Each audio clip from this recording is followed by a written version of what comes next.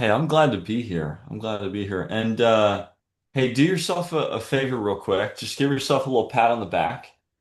And also knuckles to each other, left of you, right of you, in front of you, below you. It's good to see everybody here this morning. This workshop series, Champions Club, is really meant to help people take their results consistently to the next level. Yeah, when you jump on like one Champions Club, you're going to get a little bit of knowledge. When you make Champions Club consistent as part of your weekly habits with the job, you're going to notice your business really start to level up. It's by no surprise last summer that our number one new rep for the summer, she attended more Champions Clubs than any other new representative the entire summer. That was Cassie Couch. There is a direct correlation to number of Champions Clubs that you attend to how much you sell for the summer and what your rank is as a representative. No matter the level, whether you're a brand new representative, you're in your second summer, third summer, Champions Club evolves. The type of Champions Club evolves, but there's two parts of Champions Club in the morning. Who can tell me what those two parts of Champions? What do we do when we join together in the morning for the people that choose? This is an optional thing. We do it because it helps people, right? So our managers jump on, they get some extra content. Who can tell me what the two core parts of Champions Club? Feel free, open mic, feel free. Go ahead. There's two things that we do in the morning in Champions Content Club. and phoning. Yes. So we get some instruction and we do some phoning, right? The phoning part is why people come to Champions Club, right? The instructional part, okay, is going to help us benefit, grow, build on top of our skill set. But really, the phone time, if we were to just show up in the morning and just make calls, it might not be as fun, it might not be as exciting, you might not be as excited to attend, but in reality, we're really here to make phone calls, right? What I'm going to talk about today, hopefully, you can start to take some of this with you and start to have a little bit more direction in the way that you might make decisions and you might choose to approach your phone calls. You might choose to approach your demos. Okay. So, what I want to talk about this morning is systematizing your business. And really, it's about systematizing your decisions. It's about systematizing how you approach the job. Ron, thank you for the quick introduction. I've met some of you, probably half the group. I haven't met all of you.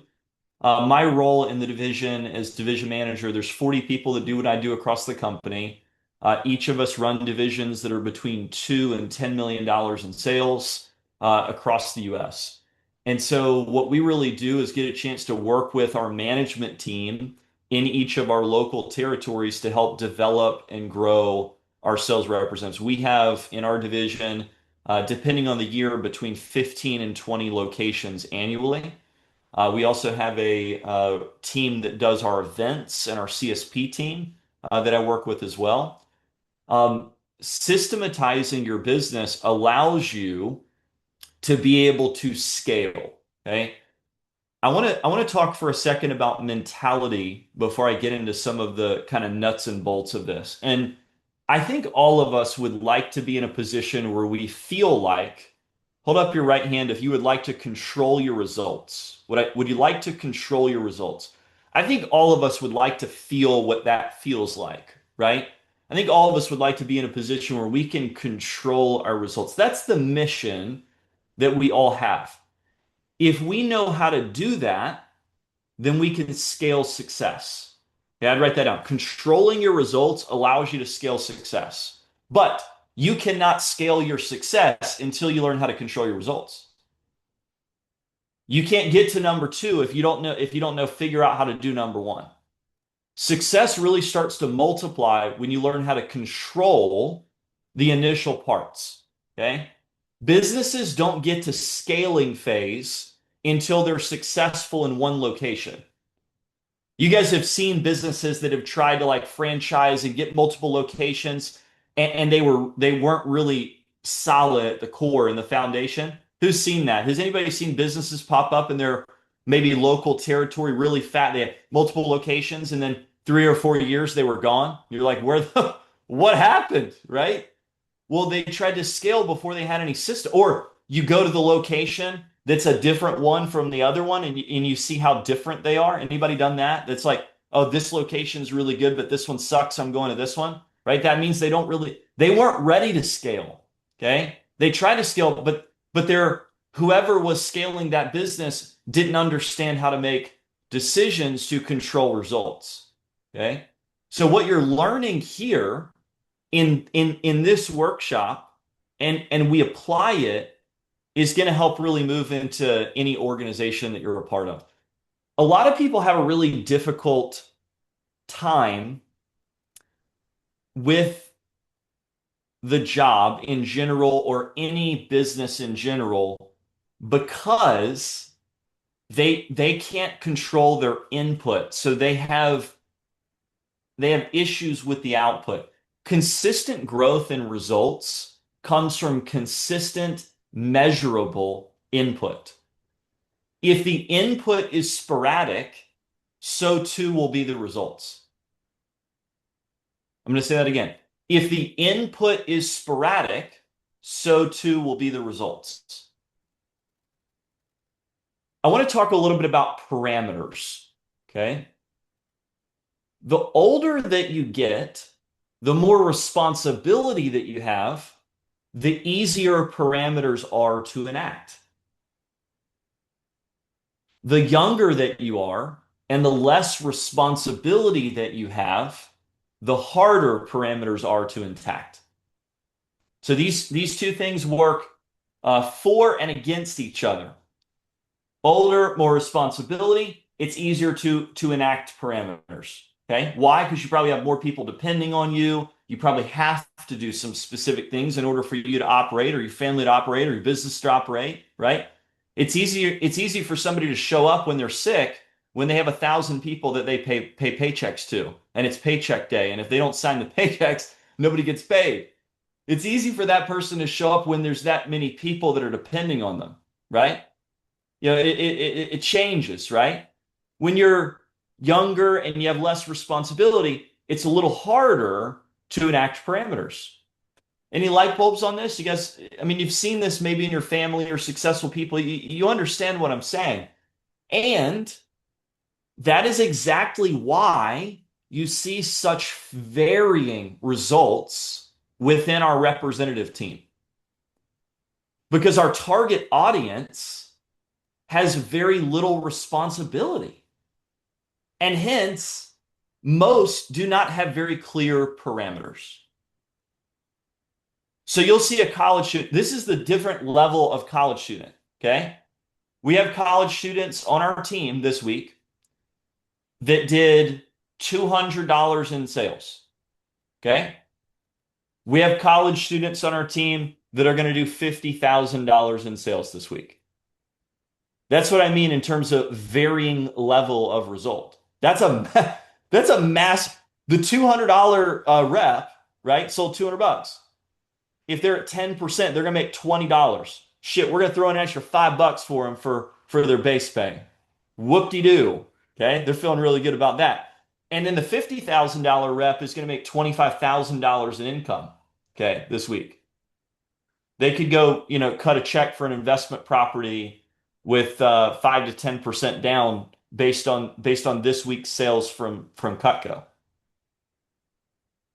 Do you think that the person that's on the phone that's giving the $200 rep a hard time that tells them the jobs, they're not going to be successful, you know what they do? They actually think about that. They think that might be true because it's 100% true for them. They are not successful. The $50,000 rep, that doesn't matter to them, right? Because their mindset, the way that they process information is totally different than the $200 rep. Same job, same opportunity. They're both in school. They're both athletes. They both have a lot of shit going on. They both have families. But the way that they process information is completely different. Yes or yes, right? So nothing else that we do or say really matters until you have some sort of parameters. Okay. So in order to be able to control our results, we have to have clear parameters. Now, the world tells us that we really shouldn't have that many parameters until we're 25, 30, 35, 40, and our parameters should level up, right? But the people that you see that are more successful earlier in their life, they all that they've done is they've kind of streamlined and sped up that process to have parameters earlier in their life than their peers and more detailed parameters in the way that they process and make decisions different than their peers. That's it. That's one of the main differences. Okay. So what is a parameter? Let me give you an example. Um, single dad, his name's John. Has two kids. Okay. His wife passed away when he was 11, when his kids were 11 and 13. Absolutely horrible. Okay. John now takes care of the two kids by himself. He sells cars during the day. John makes over $200,000 a year selling cars. But one of his primary focuses is making sure that he's able to be present for his kids' sports and the things that they do after school. John drops kids off at school at 7 o'clock, 7:30. They do a school doesn't start until 8, so they're a part of like a early session right before school starts because they don't drive yet. And then he picks them up after sports, call it 5 o'clock. Okay. John's parameters are very clear. John is in the office at 8 o'clock. John is out of the office at 4:30. John works hard, really hard from 8 until 4:30 so that he can do the things that are important to him before work and after work, and he can be present for his kids. So if a customer says, "Hey, John, I'd really like to meet with you at 6 o'clock on Tuesday," think about the parameter that he has. Benny, does that work within his parameters? Yes or no?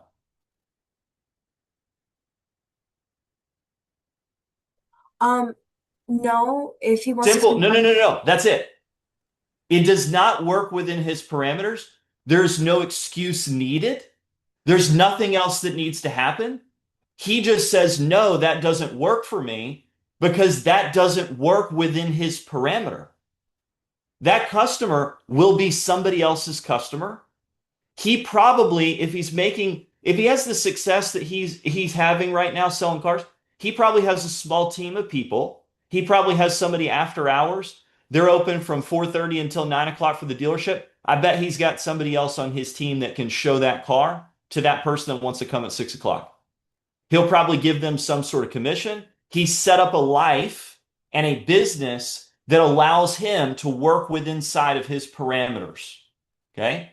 This is an example. Benny, I don't mean to cut you off, but the world says we need to explain ourselves if we have a certain parameter. Success does not. Success doesn't listen to this parameter that we have to explain. We just have this parameter for ourselves. Thumbs up. Is this starting to make sense? Okay. Here's the deal. That is one simple example of a parameter. Okay. A parameter, what it is, it's a lens in the way that you process information to know what your output is going to be and the way that you need to make a decision one way or the other. Okay. That's what a parameter is. The difference between the $200 sales rep that's the college kid that sold 200 bucks and barely worked last week and the $50,000 rep last week, I mean, we've got all levels. We got the college student that did 2 grand last week, 5,000, 10,000, 12,000, 15,000, 20,000, 24,000, 50,000. We've got all levels. Okay. The varying difference of levels there comes down to two things. It comes down to schedule availability and how, bless you, and how they process information and make decisions. That's it. Those are the two things that it comes down to. You might go, oh, does it matter how good they are? Yeah. The thing is, they get better when they have parameters because they have time to dictate how they're going to operate. Okay. So none of it else really matters except those two things. So I want to challenge you this morning to walk away from our workshop with two parameters. If you just start with these two parameters, I'm telling you, everything else is going to follow. Your results are going to start to go up. Your level of success with sales, your number of recommendations, all these things will start to figure itself out. Mentality is what matters. The words start to follow. Okay. Here's two guidelines and two parameters that I'll tell you. I've worked with a lot of successful people. I coach a lot of successful representatives on our team. These two things are the first two guidelines that matter. If you've sold 30, 40, $50,000, 100,000, 200,000, and you don't have these two guidelines yet, you have done it simply out of pure like skill, or you're just a good person in the way that you show. But I'm telling you, if you started enacting these parameters, your results would skyrocket, man. You think you're good, you could be great. Okay? It's simple. Number one, I want you to decide, okay? I'm talking non-push right now. There's a difference between a push week and a non-push week. Right now, we're in non-push weeks, okay? The first push will start at the end of May, okay? You have a couple of weeks to get your skills, your consistency, your schedule in motion, okay? Our first push week will happen in early May, or sorry, in early June. That's when things will like start to level up, maybe in the way that you approach. But I'm just talking about the next couple of weeks, okay? Number one, the first decision that you need to make is how many days per week do you want to work? Okay? How many days per week do you want to work? Okay? How many days per week do you want to work? There are 7 days in a week. How many days per week do you want to work? Simple as that. Okay? A part-time rep on our team in the summer does 10 demos a week. A full-time rep on our team does 20 demos per week. Okay? I want you to write down the concept of do two, set two, do three, set three, or do four, set four. Okay? Run the math on that for me. It's pretty simple. Okay? So, Catherine Riley, if I'm a do two, set two, and I want to work part-time, how many days a week do I need to work? One. If I'm a part-time rep on our team that's doing 10 demos for the week, and I'm a do two, set two, 10 divided by 2 is how many? 5. There you go. All right, give her a hand. All right, there we go. So here's the deal. I don't get to choose how many days I'm going to work with those standards. You can't say, oh, I'm going to work 2 days. Well, if I work 2 days a week, then I need to, that's going to have to change, right? I'm going to have to do at least three, and I'm going to do four demos a day, and that's 12. If I'm a part-time rep, you guys catching what I'm throwing here, right? You got to work within the standards. A part-time rep does 10 demos, a full-time rep does 20. Do two, set two, do three, set three, do four, set four. That's it. That's it. So I start with that standard, right? How many days a week I want to work? I need to make sure they work within the concept of 10 for part-time, 20 for full-time. I'm going to do two, set two, do three, set three, do four, set four. Now I pick how many days a week that is to make that work within the standard. Tasia Weber, does that concept make sense? Yeah, absolutely. Okay, good. KB, does that make sense? Yes, it does. Okay. So KB, we're about to go into a new week. What is your standard? Do two, set two, do three, set three, do four, set four. How many days a week are you going to work? What's the standard there for you this week? It's Monday. We're about to finish this week. We're about to go into next week. What's that standard for you? To do 10 demos. Okay. Is it happening on 3 days, 4 demos each day? Is it happening on 5 days, 2 demos each day? How's that gonna happen for you? Um, 6 days.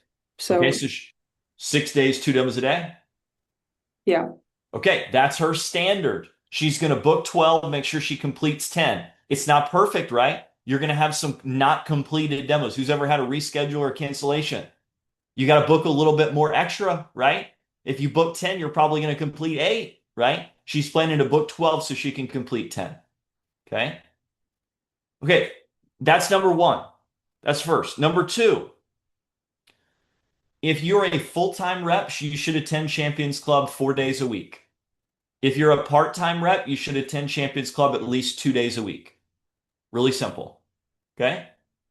Here's what that does. It creates consistency with your phoning. Okay, it creates consistency with your phoning. Oh, can you call me back? Yeah, I'll call you back. Uh, you're like looking at your calendar. Where do you put the call back? You don't have any phone time in your calendar after that. So you're like, where do I put? Oh, can you call me back at Monday at noon? Yeah, I'll call you back Monday at noon. You got no demos in your schedule. You got no phone jam. You don't call her back. Who wants to work with that person? You're a joke. You're a joke of a sales rep, right? Nobody wants to work with that person. So, two simple standards. Okay.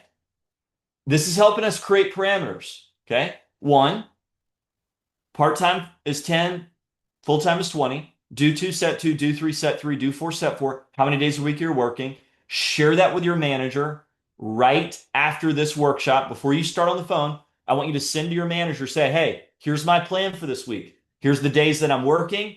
I'm going to do three, set three, do four, set four, whichever category you're going to fall into. Send that to them. Make sure that they're clear on that. I would try your best to keep that the same in any week that's a non-push week. Push weeks will change a little bit. You'll have a planning session with your manager around that. And then secondly, Champs Club. If you're part-time, at least 2 a week. If you're full-time, you can obviously attend more if you're part-time. You can attend every day if you want, but at least two full. If you're full-time, then you attend 4 Champions Clubs a week. It's really simple. Now your manager can work with you better. Y'all can be on the same page, right? Next, we have to have our phone jams clearly mapped out. We have to have our phone jams clearly mapped out. Okay. If we don't have our phone jams clearly mapped out, then we cannot withhold our parameters around those phone jams. We can't make decisions around how we choose to approach those things. Okay. So, Hayden, I know I gave you a hard time this morning. I appreciate you being here. Hayden, role play with me for a second.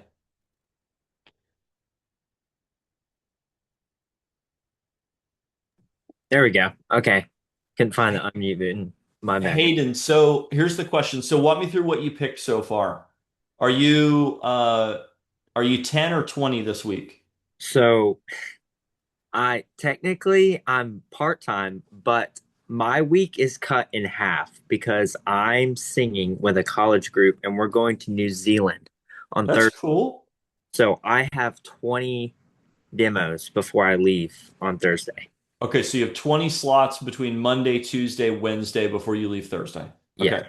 Like it. So you're basically doing a full-time schedule in that short period. That's Yeah. awesome. Love that. How many calls is it taking you per demo to book approximately right now? I'll say like 1.5. Okay. So it's gonna increase. I'm assuming you're brand new and you're calling people you know really well right now. Is that right? Yes. Okay, so I want to increase that to three because it's going Okay. to take you a little bit more in these next couple when you start to get to like acquaintances. So how many of the 20 do you have currently booked right now? 18. You have 18 of the 20. Yes. Okay, good. So most of your schedule's booked. Whose office are you in? Christian Weekman. Okay, great. So you've got 18 to the 20. So you and Christian have done a good job getting your calendar booked up, ready to rock and roll. So you just have two more that you need to book. Yes. Okay. So this morning, 6 calls, bam, you're good. Okay. Let's go to the week then when you come back. That singing, is it like through Sunday or is it like a So week? we'll be in New Zealand for 12 days. 12 days. Okay. So you'll get back, you The leave 26th. Thursday, 26, you said? Yes. Okay. I want to map that week out when you get back. Take a Okay. look at your calendar. The natural tendency, Hayden, is you leave on a 12-day trip, and the natural tendency is you come back with not much activity ready to roll. The best thing for you is you come back and you've already got 10 demos booked up ready. So when you come back, you're launching into action. Does that make sense? Okay. Yeah, for sure. So that week when you get back, do you want to do part-time or full-time, 10 or 20 demos? How about let's meet in the middle, do 15. Okay, you haven't even thought about this, have you? I have given it a little bit of thought. A little bit, but more Yeah, so you've been focused on what you do before you leave, right? I mean, yes, for naturally, sure. right? So let's take a second. We'll think about that. So we're gonna do 15, and you get back on what's the 26th? What day of the week? Ooh, I think that'll be a Tuesday. 26. Confirm, guys, managers. I'm not looking at Yeah. calendar. Christian Tuesday. says yes. Okay. So that Tuesday, let's look at Wednesday through the following Monday. Wednesday through the following Monday. How many of those days do you want to work?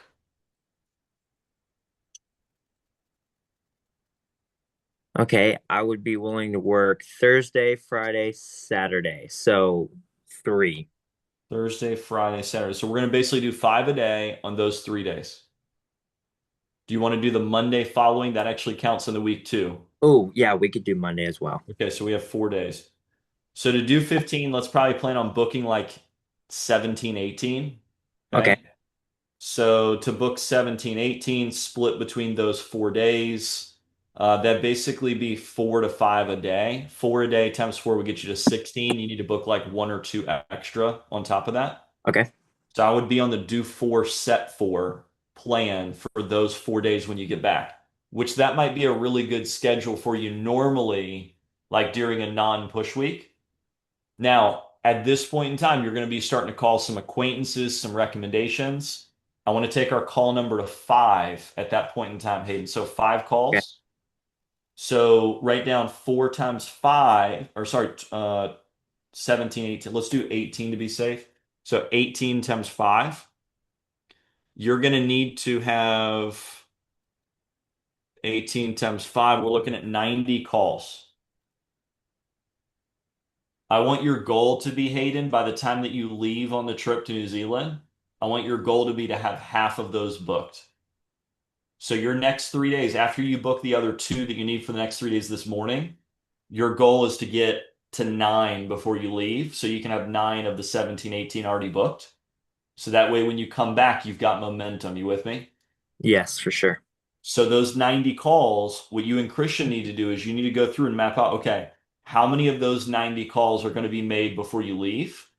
And how many of those 90 calls are going to happen when you get back? And when do they take place? Maybe Wednesday night at the team meeting, any champions clubs on that week that you come back. Like we need really detailed in our calendar of when those 90 calls take place. Because then, Hayden, all you need to do is just enact that calendar for the calls. Everything else takes care of itself. That's a parameter, Hayden, when you look at your calendar and somebody goes, "Hey, can you do that? Can you pick me up from the airport?" You look at your calendar and you go, "Oh, no, that's a phone jam. No, sorry, bud, I can't do that." You don't feel bad about it. It's like, do you think the dad that has the two kids that is taking care, do you think he feels bad that he can't talk to that customer at 6 o'clock? Not at all. He just tells them, no, no, no, here's what we do. And you can send your buddy an Uber app. And if you really feel that bad, you can send him a $10 credit because you're going to make way more in your phone jam than that $10. You Yeah. don't have to, but that'd be, if you really want to, you could. But it's just like, nah, dude, sorry, I can't do that. These are parameters. Okay. All right. I know you guys want to get on the phone this morning. Was this helpful this morning? Was this like eye-opening a little bit for you? Okay, cool. All we need to do, we're going to walk away from this morning with 3 things. Okay. One, the idea that parameters matter, right? Parameters matter, okay? What parameters do, they enable us a lens to be able to make decisions, okay? Two, we talked about a couple different parameters that we wanted to enact. We wanted to enact a parameter around a standard of 10 part-time, 20 full-time, do 2, set 2, do 3, set 3, do 4, set 4, something along those lines. Share with your manager which days you're working so they know that, right? And then the concept of Champions Club, 2 Champions Club if you're part-time, 4 Champions Club if you're full-time. It creates consistency with phoning. Okay. And then the last thing, number 3, was having clear phone time already planned out based upon your stats and your numbers. We can totally take this to a different level, guys. Okay. We can totally take this to a different level. I'm going to show you an example of somebody who has taken their stat tracking to a different level. Okay. This is a representative named Sean Sweeney. Sean, his mission this summer is to do over $100,000 in sales. If he's listening to this, he'll tell you my numbers a lot higher than that. But he'll do somewhere between $100,000 and $200,000 for the summer. He makes 50%, right? So he'll make $50,000 to $100,000 in income as a student. Okay, as you know, this is the type of person that we're talking about. Just to give you an example, he's about $300,000 in sales. Ron, I'm going to take over screen share for a second. This is an example of how Sweeney, he and I sat down, created this spreadsheet. He really wanted to get better at tracking his stats. Okay, so this is what he's doing, right? He's tracking which Champions Club he's attending. He's tracking how many phone calls he needs to make at each of his phone jams. He's tracking how many actual calls towards his plan. If he misses something, he's mapping it out. He's noting it to himself so he can make it up. How many people did he talk to? How many people did he book? What's the percentage on that? What's our demo target for each of those? He's tracking his weekly sales standards. So he's got that breakdown all the way through the summer, how many demos were completed, all of that. So this is just an example of somebody taking the concept that we just talked about to a different level, and hence their results are going to be a lot higher than maybe some of you even think that you're going to go after this summer. But it starts with you having parameters and standards. I hope this was helpful for you this morning. We're going to continue this type of workshop for the next couple of days. On Tuesday and Thursday, we're going to be doing an objections workshop. Tuesday and Thursday, I'm going to lead those. We're going to do part 1, part 2 on objections. Who has an objection they'd like to get better at dealing with by live? Okay. We're going to be doing some of that phone, Rex, demos. We're going to do some live objections. So brainstorm on what you want to get better at handling. Bring that on Tuesday. We're going to do that Tuesday and Thursday morning.